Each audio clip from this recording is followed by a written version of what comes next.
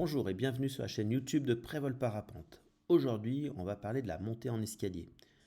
Concept assez simple à comprendre et qui est souvent utilisé sur beaucoup de sites et qui permet de visualiser un peu mieux le chemin à faire. Donc voilà, par exemple, on a la crête qui correspond à Château-Nardan et qui amène donc sur le site de Saint-Hilaire et qui amène au Bec Charvet.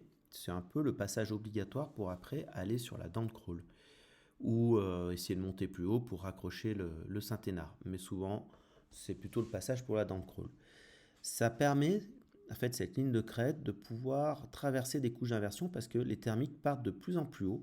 Et comme ils partent de plus en plus haut, ils montent de plus en plus haut. Et chaque étape va nous permettre d'accéder à l'étage supérieur. Donc pour bien faire, on a le premier thermique qui est sur la pointe de Château-Nardan.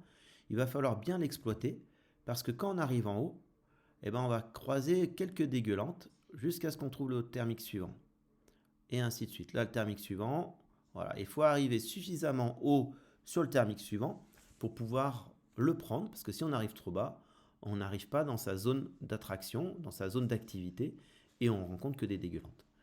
Voilà, donc ça c'est un exemple de montée en escalier. Ça existe aussi sur le Roc des Bœufs, ça existe aussi dans la région, sur la crête pour raccrocher le Grand Arc, au-dessus d'Éton, la vallée d'Albertville.